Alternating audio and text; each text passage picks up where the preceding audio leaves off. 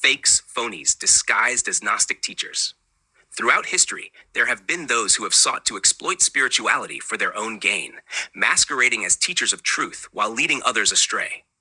True Gnosticism, as revealed in the ancient texts of the Nag Hammadi Library, the Odes of Solomon, and the Bible, exposes these false teachers for what they are, fakes and phonies who corrupt wisdom.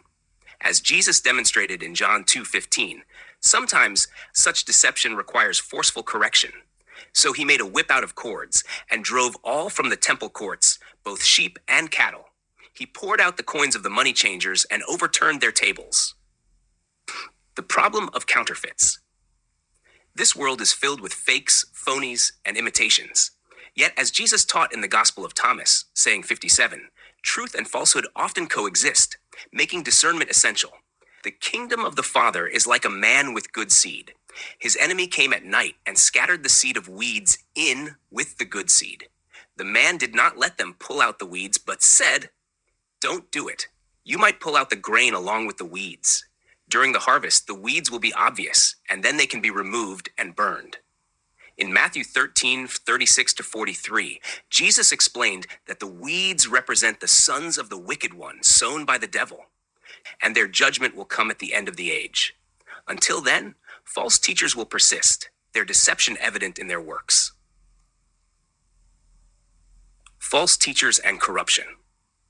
The Odes of Solomon, Ode 38, provides a vivid description of the harm caused by deceivers.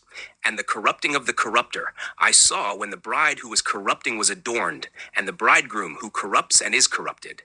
And I asked the truth, "Who are these?" And he said to me, "This is the deceiver and the error.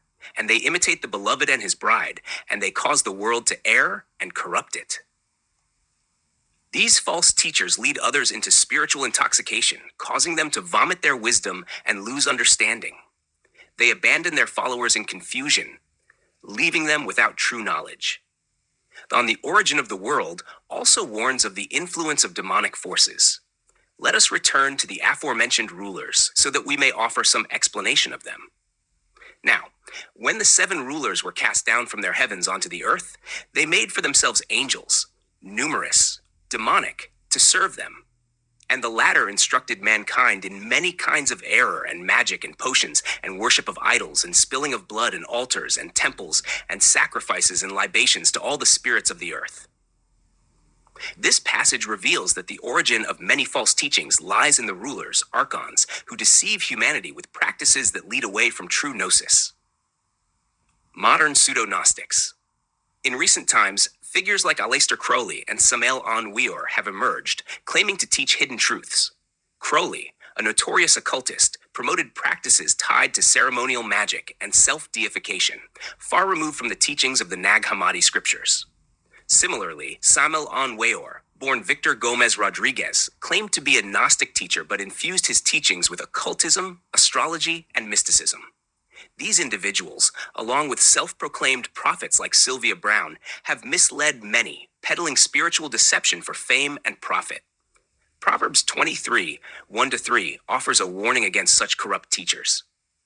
When you sit down to dine with a ruler, consider carefully what is before you and put a knife to your throat if you are a man of great appetite.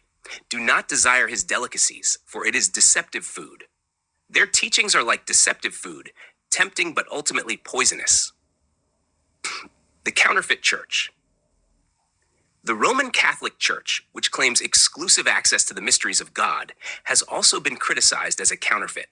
Described in some circles as the mother of harlots, the church has historically conflated its traditions with true gnosis, misleading countless followers with rituals and dogma disconnected from the original teachings of Jesus. Conclusion. True Gnostic teachers lead others to the knowledge of the divine and the discovery of their origins.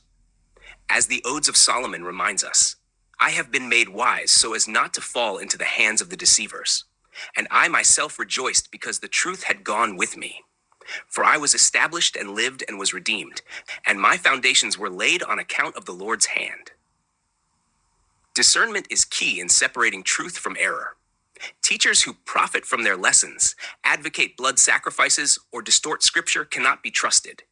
The weeds will eventually be burned, and the righteous will shine like the sun. Until then, we must seek wisdom from the true sources and avoid being led astray by fakes, phonies, and counterfeits.